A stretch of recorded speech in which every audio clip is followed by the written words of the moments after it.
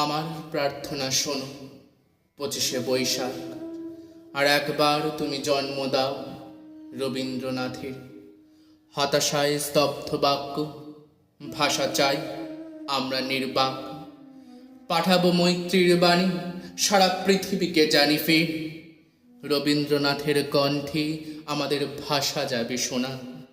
ভেঙে যাবে রুদ্ধশ্বাস, নিরুদ্যম সুদীর্ঘ মৌনতা। আমাদের দুঃখ ও সুখে ব্যক্ত হবে প্রত্যেক রচনা। পীড়নের প্রতিবাদে উচ্চারিত হবে সব কথা। আমি দিব্য চোখে দেখি অনাগত সে রবীন্দ্রনাথ। দস্যুতায় দৃপ্ত কণ্ঠ, বিগত দিনে ধৈর্যের বাঁধন যার ভাঙে দুঃশাসনের আঘাত। যন্ত্রণায় রুদ্ধ বাক, যে যন্ত্রণা সহায়হীনে।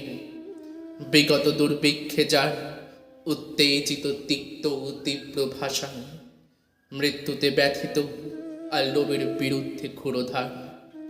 ধ্বংসের প্রান্তরে বসে আনে দৃঢ় অনাহত আশা।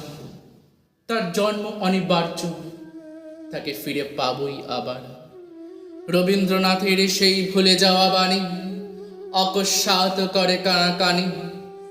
দামামা ওই বাজে, দিন বদলের পালা এলো ঝোড়ো যুগের মাঝে। নিষ্কম্প গাছের পাতা, রুদ্ধশ্বাস অগ্নিগর্ভ দিন। বিস্ফারিত দৃষ্টি মেলে এ আকাশ গতিরুদ্ধ বায়ু। আবিশ্ব জিজ্ঞাসা এক চোখেই মুখে ছড়াই রঙিন। সংশয় স্পন্দিত স্বপ্ন, ভীত আশা উচ্চারণহীন। মেলে না উত্তর কোনো সমস্যায় উত্তেজিত স্নায়ু। ইতিহাস মোড় ফেরে পদতলে বিধ্বস্ত বার্লিন।